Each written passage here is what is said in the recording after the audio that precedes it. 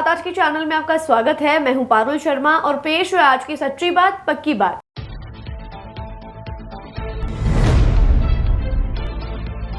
राजस्थान में चुनाव होंगे 19 अप्रैल को, नतीजे निकाले जाएंगे 4 जून को।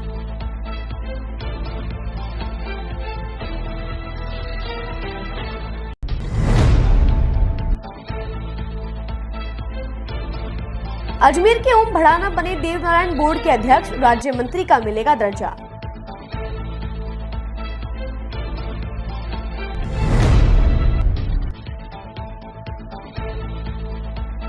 विधानसभा अध्यक्ष वासुदेव देवनानी ने किया कई योजनाओं का लोकार्पण, बदहाल सड़कों पर खर्च होंगे करोड़ों रुपए।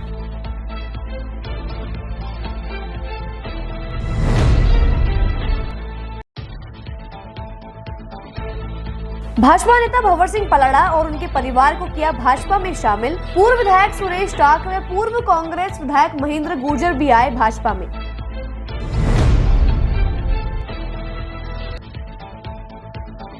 डिस्कॉम के प्रबंध निदेशक वर्मा ने ली समीक्षा बैठक, डिस्कॉम बिलिंग व्यवस्था पर हुआ गहन चिंतन।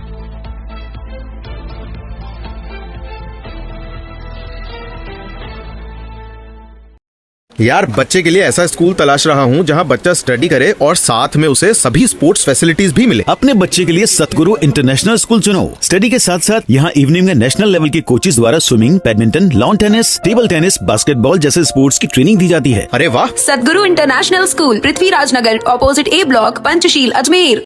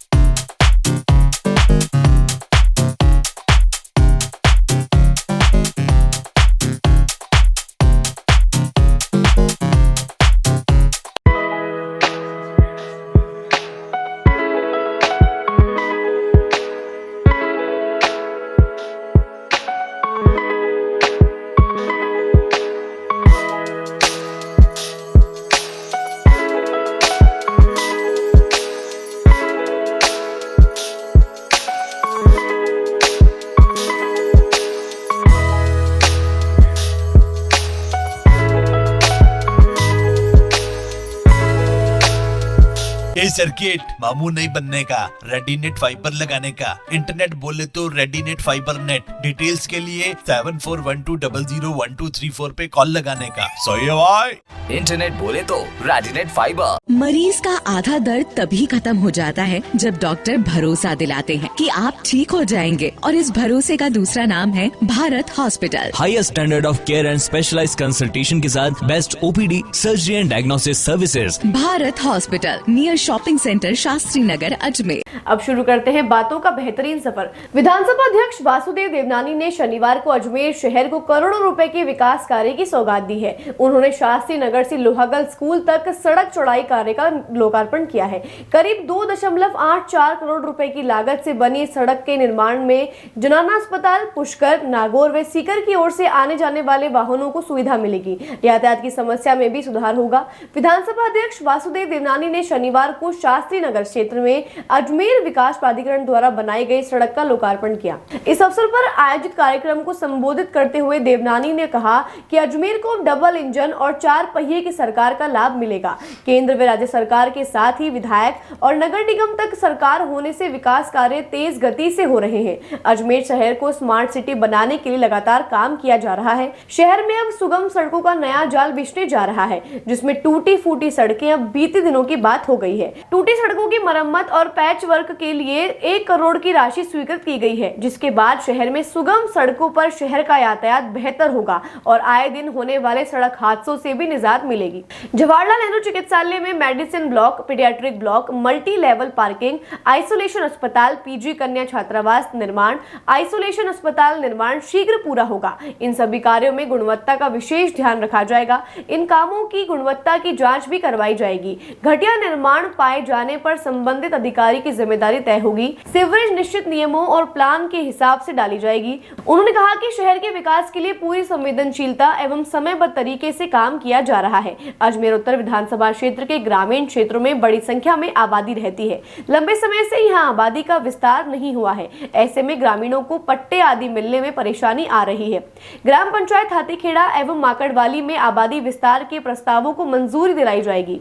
फैसलागर रोड स्थित चामुंडा माता मंदिर क्षेत्र का संयुक्त सर्वे कर विकास के प्रस्ताव तैयार करवाए जा रहे हैं। अजमेर में बन रहा साइंस पार्क अजमेर के शैक्षिक जगत एवं विद्यार्थियों के लिए बेहद अहम प्रोजेक्ट है। इसे जल्द से जल्द पूरा करवाया जाएगा। शहर में बिजली, पानी, सड़क एवं अन्य मूलभूत आवश्यकताओं का भी योजनाबद्ध विकास होगा। उन्होंने कहा कि शहर को ट्रैफिक की समस्या से छुटकारा दिलवाया जाएगा।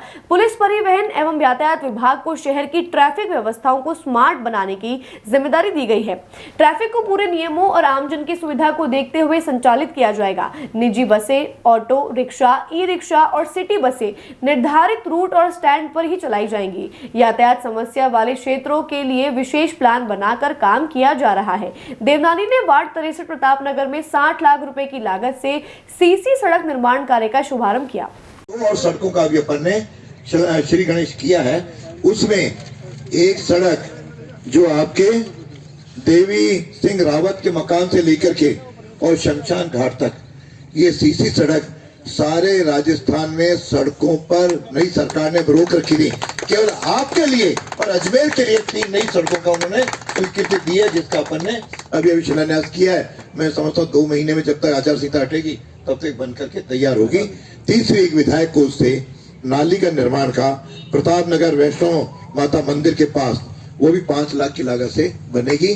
तो अपन ने लगभग यहाँ पर 3.5 पौने 4 करोड़ की सड़कों का जो शिलान्यास और लोकार्पण किया है, उसके लिए आप सब कार्यकर्ताओं को बहुत बहुत धन्यवाद, आभार। इच्छा थी लंबे समय तक आपके बीच में रहूं, लेकिन मैं यही हूं, आपके बीच में 2 महीने रहूंगा। अपन मिलते रहेंगे, लड्डू भी खाते रहेंगे और हंसते खाते सारे चुनाव को भी अपन आगे बढ़ाएंगे। नमस्कार।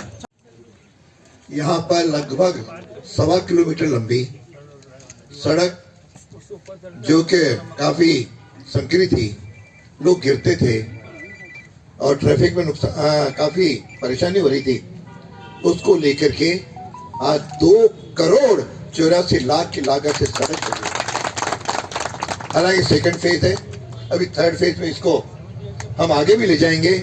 ये आपको सावित्री स्कूल तक जानी है, वहां तक ये सड़क जाएगी, वहां भी चौड़ी होगी।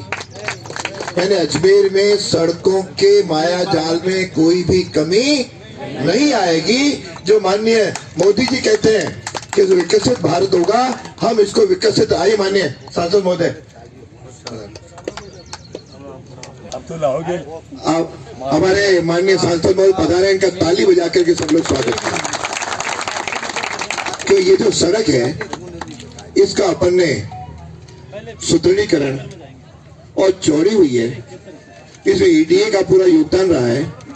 और कई बार तो सड़क के पहले विधायक थे या सांसद थे तो हम 5 लाख 10 लाख तक सीमित रहते थे। ये सड़क 2 करोड़ 84 लाख की लागत से चौड़ी हुई। और ये सेकंड फेज है। थर्ड फेज आगे ये और सावित्री स्कूल तक जाएगा। हमारी जो राजस्थान में नई सरकार आई है, डबल इंजन की सरकार बनी है, आपके अजमेर शहर में कोई भी सड़क आपको टूटी हुई नहीं मिलेगी, नहीं मिलेगी, नहीं मिलेगी।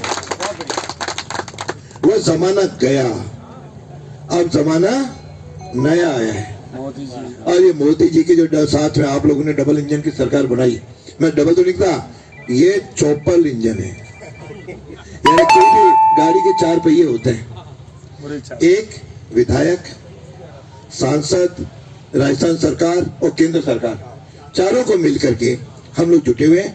आज ये मुख्यमंत्री से सवेरे इसलिए लेट हुआ, इसे क्षमा तो चाहूंगा, लेकिन आपके लिए कई और सौगातें तय करवा के आया हूं। तो उसमें हमारे माननीय भागीरथ जी, हमारे राजेंद्र राठौड़, हमारे वार्ड 64 की पार्षद और हमारे यहाँ की अरुणा डाक, यहाँ की पंचायत समिति सदस्य, हमारे मंडल के अध्यक्ष, हमारे लोकसभा चुनाव के जिनके नेतृत्व में मुझे और आप दोनों को काम करना है, ऐसे भाई राजेश जी, और जिनके मंडल में अपन ने पांव रखा है, ऐसे भाई महेंद्र यादव, और जो भी संयोजन करते जोरदार नारे लगवा रहे थे, ऐसे भाई रचित कच्छावा, और सभी यहाँ उपस्थित मेरे भाइयों और बहनों, क्योंकि अभी 1-1.25 घंटे में 6 उद्घाटन होने हैं, इसलिए भाषण को मैं ज्यादा नहीं करके अपन तो मिलते रहेंगे, करते रहेंगे। 3 बजे बाद मैं भी यही हूँ, आप भी यही हैं। हाँ, मिल करके जिन्होंने आज हमारी सहायता की है उनको अपन भी नहीं भूलें और आगामी समय में उनको भी पूरा अपन सहयोग प्रदान करें। इतना आप लोगों से निवेदन करता हूँ, अपनी बात पूरी करता हूँ। अब एक कारण माननीय सांसद महोदय भी देखो, अभी हमारे विधानसभा अध्यक्ष जी ने सारी बात बता दी है। आपके अजमेर उत्तर के 5 लगातार विधायक बने, मैं तो ये कह सकता हूँ कि ये मोदी युग है। वास्तव में अब के बार जो 400 पार की नारा लग रहा है, मैं तो हमेशा कहता हूँ कि धारा 370 जम्मू कश्मीर से मोदी जी के नेतृत्व में, अमित शाह जी के नेतृत्व में धारा 370 भारतीय जनता पार्टी ने हटाई, इसलिए 370 से कम भारतीय जनता पार्टी की सीट कम नहीं रहेगी। और कांग्रेस ने 35 का विरोध किया, इसलिए कांग्रेस की 35 से ज्यादा सीटें नहीं आएगी, ये तो तय है। और एनडीए 400, अब तो 404 की कह रहे हैं भाई साहब, पहले 303 थे। मैं 440 का करंट लगना है। हाँ साहब, मैं अभी देवानंद भाई साहब कह रहे थे अब सड़कें कई कच्ची नहीं मिलेगी। मैं कह रहा हूँ कि तीसरी बार प्रधानमंत्री नरेंद्र भाई मोदी जी बनते ही इस पूरे देश की काया पलट हो जाएगी। ये देश पूरे दुनिया में सबसे संपन्न राष्ट्र बनने जा रहा है और ये आपके बलबूते के ऊपर ही है। इसलिए इस कार्यक्रम में आदरणीय विधानसभा अध्यक्ष जी, सभी मंडल सम्मानित मंच और सभी पधारे सभी देवतुल्य कार्यकर्ता भाइयों बहनों, इतना ही मुझे कहना है कि कमल का फूल मत जाना भूल, यही उन्नति का मूल। आपको तो कहने की जरूरत ही नहीं है। अजमेर विद्युत वितरण निगम लिमिटेड के प्रबंध निदेशक केपी वर्मा ने शनिवार को पंचशील स्थित मुख्यालय पर प्लान एवं कमर्शियल विंग की समीक्षा बैठक ली। इस दौरान दोनों विंग के अधिकारियों ने पावर पॉइंट प्रेजेंटेशन के माध्यम से अपने विंग के द्वारा किए जा रहे कार्यों की विस्तृत जानकारी दी। विधानसभा अध्यक्ष वासुदेव देवनानी के निर्देशों के बाद जलदाय विभाग ने शहर की जलापूर्ति व्यवस्था को सुधारने की कवायद शुरू कर दी है। इसके तहत कई अहम निर्णय लिए गए हैं। जन स्वास्थ्य अभियांत्रिकी विभाग के अतिरिक्त मुख्य अभियंता देवराज सोलंकी की अध्यक्षता में शनिवार को शहर की पेयजल सप्लाई व पेयजल से संबंधित अन्य समस्याओं के बारे में प्रेस कॉन्फ्रेंस आयोजित की गई। इस प्रेस कॉन्फ्रेंस में मीडिया प्रतिनिधियों से शहर की पेयजल सप्लाई के बारे में विस्तार से चर्चा की गई और अपने सुझाव प्रस्तुत किए गए। आज जो प्रेस कॉन्फ्रेंस करी है, गर्मियों के अंदर अजमेर में पेयजल व्यवस्था कैसी रहेगी, उसको हम कैसे मेंटेन करेंगे, इसकी जानकारी आप लोगों को देने, आपके माध्यम से आम जनता को देने के लिए इसी रखी गई है। हमने ये व्यवस्था कर ली है कि अजमेर शहर के अंदर 48 घंटे के अंदर नियमित रूप से पेयजल सप्लाई लोगों को मिलती रहे और निर्धारित समय पे पेयजल सप्लाई मिलती रहे। एक 25 मार्च को धूलंडी के दिन हमने ये तैयारी कर रहे हैं कि चिन्हित एरियाज में लगभग अजमेर के 60 से 70% एरिया में हम दिन में 1 बजे से लेकर के और 3 बजे तक 15 से 20 मिनट एडिशनल सप्लाई देंगे। उनकी रेगुलर सप्लाई के अलावा एडिशनल सप्लाई भी देंगे। सर, एक फोन को लेकर बात हुई थी। फोन जब कोई किसी को जनता विभाग में फोन करते तो इंगेज आता है, तो उस चीज़ को लेकर क्या करते हैं? ये मेरे लिए नई बात है। इंगेज आता है तो मैं दिखवाता हूँ इसको क्यों इंगेज आता है और इसको व्यवस्था को सुधारेंगे।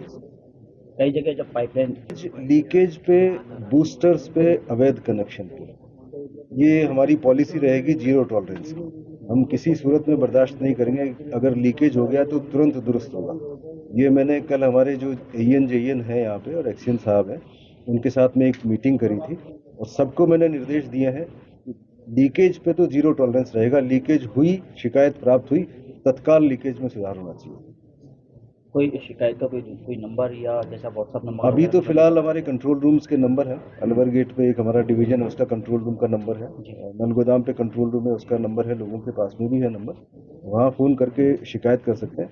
फिर भी हम देख रहे हैं कोई इस तरह का व्हाट्सएप के माध्यम से कोई हम सुविधा चालू कर पाए अजमेर में, तो वो भी हम प्रयास करेंगे। बातों को देते हैं एक छोटा सा विराम। जल्दी मिलते हैं एक नए सफर पर। यार, बच्चे के लिए ऐसा स्कूल तलाश रहा हूँ जहाँ बच्चा स्टडी करे और साथ में उसे सभी स्पोर्ट्स फैसिलिटीज भी मिले। अपने बच्चे के लिए सतगुरु इंटरनेशनल स्कूल चुनो। स्टडी के साथ साथ यहाँ इवनिंग में नेशनल लेवल के कोचेज द्वारा swimming, badminton, lawn tennis, table tennis, basketball जैसे स्पोर्ट्स की ट्रेनिंग दी जाती है। अरे वाह! सतगुरु international school, Prithviraj Nagar, opposite A block, Panchsheel, Ajmer.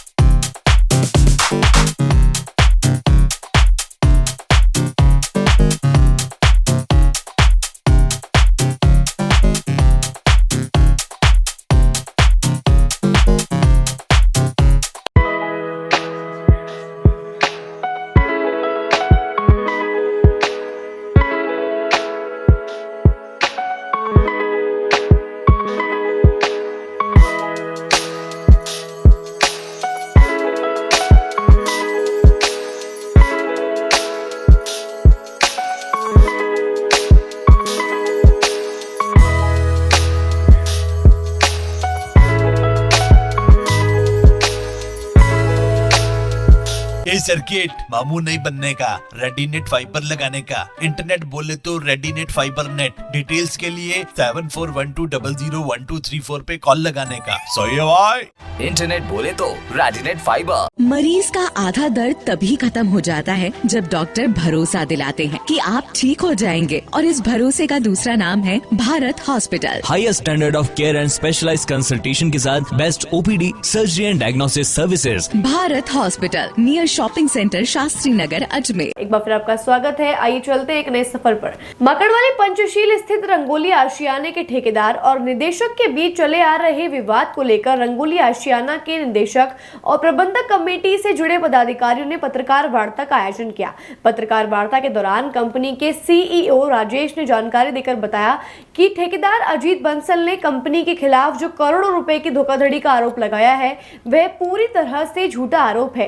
Company के निदेशकों का कहना है कि अजीत बंसल ने कंपनी के साथ धोखाधड़ी करते हुए गलत तरीके से एक दूसरा एग्रीमेंट को तैयार करवाया है जो कि पूरी तरह से फर्जी है। इतना ही नहीं, निदेशकों का कहना है कि अब अजीत बंसल के खिलाफ उन्होंने कृष्णगंज थाना पुलिस में एफआईआर भी दर्ज करवाई है। साथ ही कंपनी निदेशकों का कहना यह भी है कि जो निवेशक रंगोली आशियाना में निवेश कर चुके हैं उनको इस साल के दिसंबर महीने तक सभी को उनके फ्लैट कंप्लीट करवा कर दे दिए जाएंगे। आप ब्रता ने दो सवाल मेरे सामने उठाए हैं। फर्स्ट ये है कि कस्टमर्स को प्रोटेक्शन के लिए कि इस बात की क्या गारंटी है कि दो के डेथ्स होने के बाद में आप लोग इस प्रोजेक्ट को कब तक पूरा करेंगे, और जो पूरा करेंगे उसके लिए अपने जो कमिटमेंट हम लोग जो कर रहे हैं उस पर कहाँ तक स्टैंड रहेंगे, और अगर नहीं कर पाते हैं तो ऐसी अवस्था में क्या होगा, यही आपका कहना है। तो मैं आज आप मीडिया के थ्रू आपको बिल्कुल क्लियर कर रहा हूँ कि दिसंबर का जो टाइम हम लोगों ने अभी आपको दिया है कि दिवाली और दिसंबर के बीच में वी हैव कमिटेड कि 31 दिसंबर से पहले हम आप लोगों को सभी को फ्लैट्स देने के लिए कटिबद्ध हैं।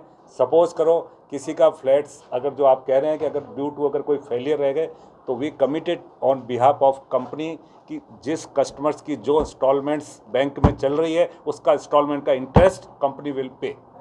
आप बिल्कुल ऑफिशियली स्टेट करें। ठेकेदार ने जो आरोप लगाया है वो टोटली मिथ्यापूर्ण है।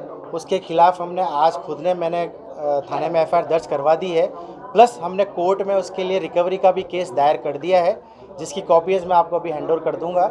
आप उस कॉपीज़ के बेस पे हम आगे की कार्रवाई करेंगे। सर, उनका ये कहना है कि उनके पास एग्रीमेंट है और आप कह रहे हैं आपके पास दूसरा है। क्या इसमें सच्चाई कितनी है? कौन सा एग्रीमेंट सही है? सर, इसमें सच्चाई ये है कि उन्होंने काम स्टार्ट किया था 2019 में। 2019 से लेके 2023 तक का जो एग्रीमेंट वैलिड था वो मेरे पास है आज की तारीख में, और इसका ओरिजिनल एग्रीमेंट भी मेरे पास है। Due to death of the owner, इस कंपनी के जो ओनर की डेथ हुई थी उसके बाद में उन्होंने झूठ बोल के साहब पहले कोई एग्रीमेंट नहीं बना हुआ है, उन्होंने एक नया एग्रीमेंट साइन करवाया और ये बोल के साहब ये मेरा 1160 विदाउट जीएसटी था, जबकि पुराना एग्रीमेंट मिलने के बाद में हमको ये पता चला कि वो विद जीएसटी था।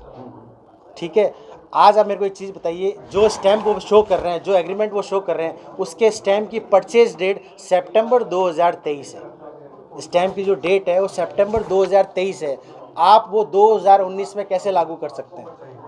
सबसे बड़ी बात, आप जो एग्रीमेंट को चैलेंज कर रहे हैं कि ये मेरा एग्रीमेंट है, इसमें 1160 विद 18% जीएसटी रेट है, उस एग्रीमेंट के स्टैम्प की डेट देख लीजिए, सितंबर 2023।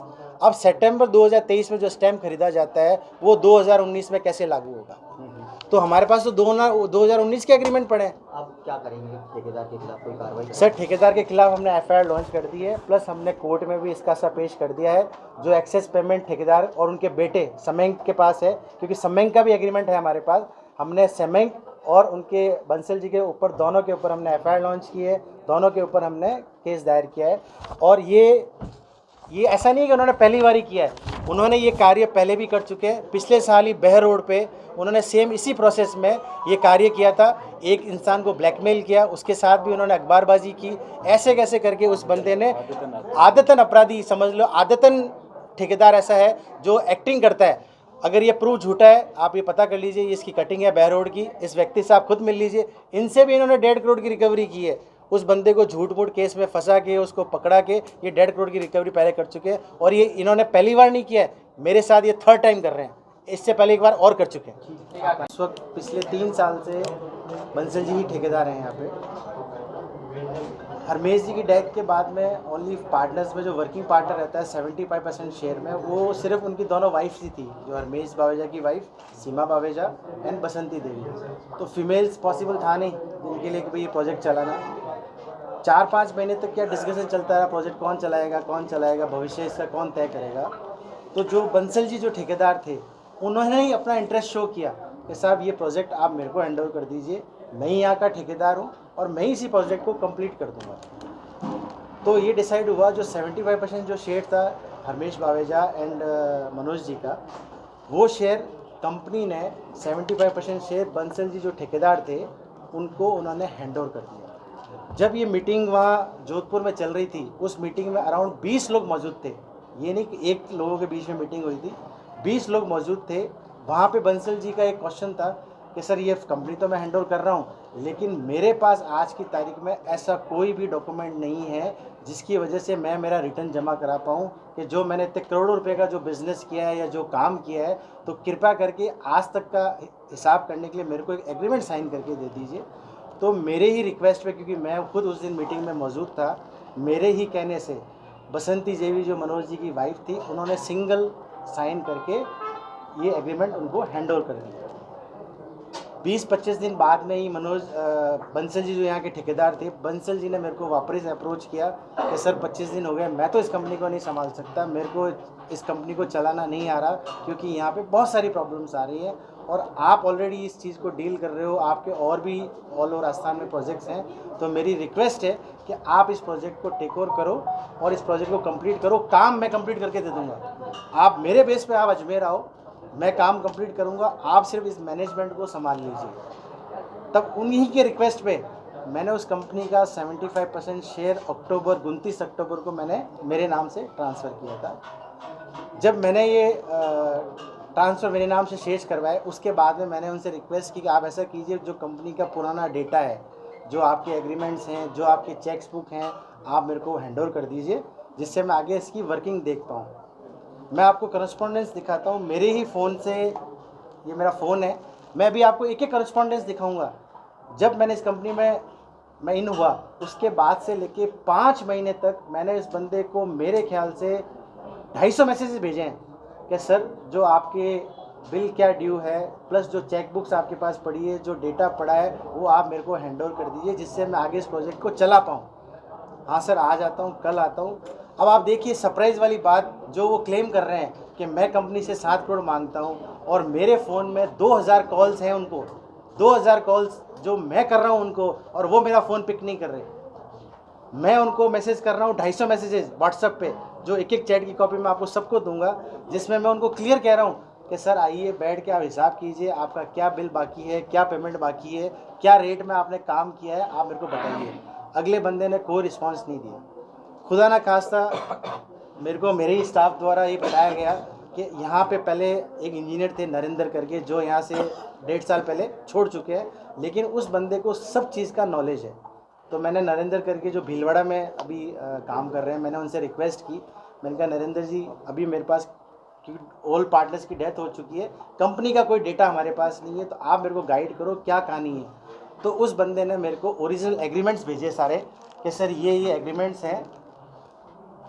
राजस्थान में ठेका प्रथा को खत्म करने के लिए कल अस्थायी कर्मचारियों ने जयपुर के शहीद स्मारक पर धरना दिया था, जिसके बाद मुख्यमंत्री से हुई बातचीत में उन्हें आश्वासन मिला कि उनकी समस्या का जल्द समाधान किया जाएगा, जिसके चलते आज सभी ठेका कर्मियों ने कलेक्ट्रेट के बाहर घेराव करते हुए आचार संहिता लगने से पहले उनकी मांगों को पूरा करने की बात कही। विभागों में लगे हुए हैं, अलग अलग डिपार्टमेंट में लगे हुए हैं, जिन्हें सैलरी जो है पहले टेंडरधारी को जाती है उनकी सैलरी, और उसके बाद जो सैलरी है वो उसको मिलती है। इसमें टेंडरधारी या ठेका जिसके अंडर में होता है वो उनको न्यूनतम मजदूरी दर देते हैं। इसमें हम 13 सूत्री मांगों को लेकर हमने जो है कल शहीद स्मारक पे धरना दिया और हमारा डेलीगेशन सीएम साहब से भी मिला।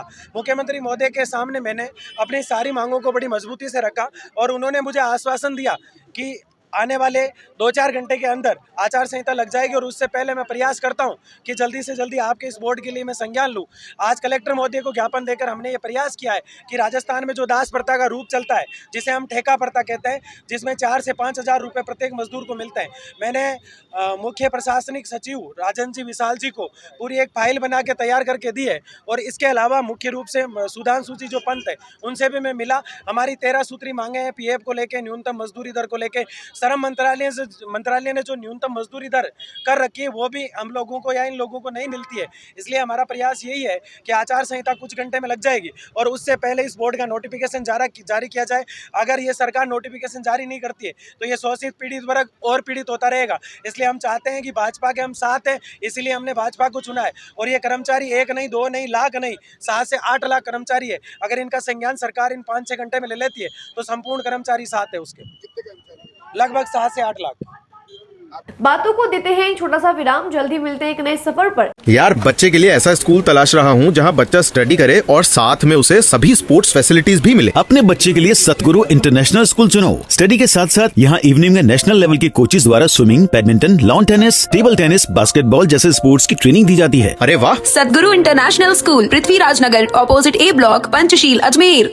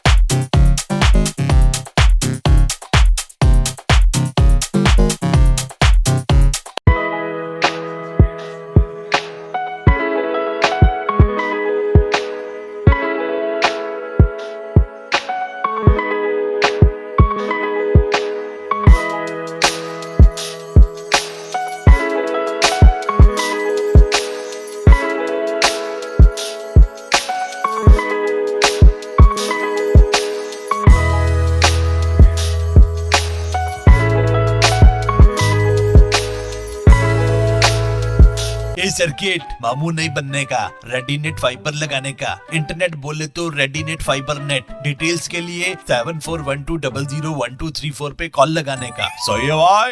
इंटरनेट बोले तो रेडीनेट फाइबर। मरीज का आधा दर्द तभी खत्म हो जाता है जब डॉक्टर भरोसा दिलाते हैं कि आप ठीक हो जाएंगे, और इस भरोसे का दूसरा नाम है Bharat hospital. Highest standard of care and specialised consultation के साथ best OPD, surgery and diagnosis services. Bharat hospital, near shopping shopping centre, Shastri Nagar, Ajmer. एक बार फिर आपका स्वागत है। आइए चलते एक नए सफर पर। प्रचंड बालाजी मंदिर अजयनगर में श्याम फागोत्सव का कार्यक्रम बड़े ही धूमधाम के साथ मनाया गया। मंदिर समिति के अध्यक्ष ज्योति लालवानी व महासचिव प्रदीप तोलानी ने बताया कि राम बाबू एंड वशिष्ठ पार्टी द्वारा श्याम भजनों की सुमधुर प्रस्तुतियों से सबको झूमने के लिए विवश कर दिया। कार्यक्रम की मुख्य अतिथि विधायक अनिता भदेल और जितेंद्र रंगवानी ने भी शिरकत की और आभार व्यक्त किया। इस अवसर पर श्याम बाबा का नयनाभिराम श्रृंगार भी किया गया और कार्यक्रम के अंत में सभी को प्रसाद वितरित किया गया। आज गंज थाना पुलिस ने धारदार हथियार लेकर घूम रहे एक युवक को फाइसागर चौराहे से गिरफ्तार किया है। एएसआई दयानंद शर्मा ने जानकारी देकर बताया कि युवक का नाम गोपाल सिंह रावत है, जो फाइसागर चौराहे का निवासी है। उन्होंने बताया कि नशे में धुत गोपाल सिंह किसी वारदात को अंजाम देने की फिराक में था, जिसके खिलाफ आर्म्स एक्ट में मुकदमा दर्ज किया गया है। आपको बता दें कि एएसआई हरबान सिंह ने कार्यवाही को अंजाम दिया है। कल दिनांक 15/3/24 को दौरान गश्त श्री हरबान सिंह एएसआई को एक व्यक्ति जिसका नाम गोपाल सिंह पुत्र शैतान सिंह जाति रावत निवासी फाइसागर चौराहा अजमेर था, उसके कब्जे से तेज धारदार चाकू मिला है। इस संबंध में हमने आर्म्स एक्ट का मुकदमा दर्ज कर लिया है और उसको व्यक्ति को गिरफ्तार कर लिया है। कोई वारदात की फिराक में थे? हाँ, इसने शराब पी रखी थी और नशे शराब में कह रहा था कि अपने रिश्तेदार वगैरह को भाई आप लोग मेरे घर पर क्यों आए हैं। अब ये उस समय नशे शराब हो सकता है कि कुछ वारदात भी कर देता, लेकिन निर्धारित माप से अधिक इसके कब्जे से चाकू मिला है, इसलिए हमने फिलहाल तो आर्म्स एक्ट के मुकदमा दर्ज किया है। सर, कहाँ की है घटना? ये फाइसागर रोड की है। हाँ, अपराधी रोड के बारे में हम देख रहे हैं, जैसा रिपोर्ट होगा तो उसमें साथ में फाइल में लगा दिया जाएगा अनुसंधान के दौरान।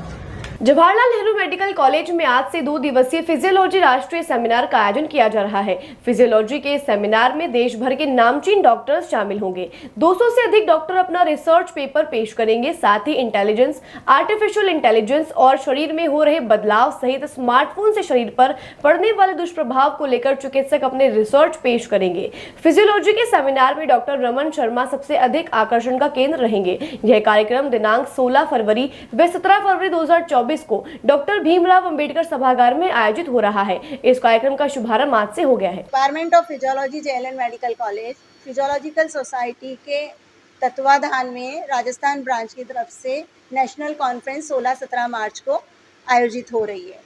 आज हमारे यहाँ के चीफ गेस्ट डॉक्टर शिशिर जैन नसीराबाद हॉस्पिटल के ब्रिगेडियर हैं और आज इसका इनॉग्रेशन हमने कर दिया है दीप प्रज्वलन करके। हमारे बाहर से आईआईटी मद्रास से, केजीएमसी लखनऊ से, भोपाल एम्स, जोधपुर एम्स से कई विशेषज्ञ आए हैं जो अपना व्याख्यान इसमें देंगे और जिसमें हमारी रोज़ की लाइफ स्टाइल में योगा का रोल, हमारे मेडिकल स्टूडेंट्स को पढ़ाने के लिए हमें आर्टिफिशियल इंटेलिजेंस का प्रयोग, इन सब के बारे में बताएंगे। 2 दिन चलेगा। कल शाम तक ये हमारी कॉन्फ्रेंस चलेगी और आज सुबह 9 बजे से लेकर के स्टार्ट हो गई है और शाम को 6 बजे तक कई सेशंस होंगे। क्या उद्देश्य?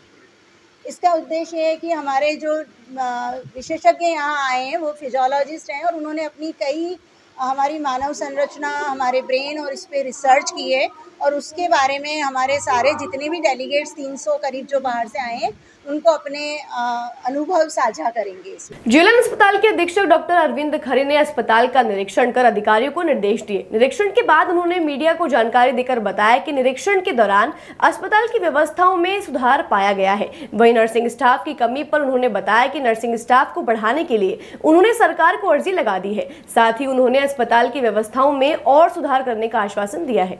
एक खामियां तो नहीं कि पहले से बहुत व्यवस्था में सुधार है और व्यवस्था सुधारने का प्रयास कर रहे हैं। तो सबसे पहले सबको जो ब्लॉक सुपरवाइजर और सबको एक निर्देश किया गया है कि एक तो क्लीनिंग वगैरह मेंटेन रहे, साफ सफाई। दूसरा कि जो कचरा वगैरह के लिए अपने डस्टबिन है वो हमने दे दिए हैं, सब अपने आईडी का उपयोग करें। मरीजों को किसी भी तरह से परेशानी नहीं हो, पार्किंग इस तरह से हो कि उनकी गाड़ियाँ वगैरह आने में दिक्कत ना हो, ठीक है। और जो ट्रॉली के लिए हमने रखा है कि ट्रॉली मैन है जो आपके पास में रहे, वो उनके हम नंबर वगैरह वहाँ कर देंगे। तो ये कैजुअल्टी और ओपीडी के अंदर ट्रॉली मैन रहेगा, वो मरीजों को लाने जाने में रहे।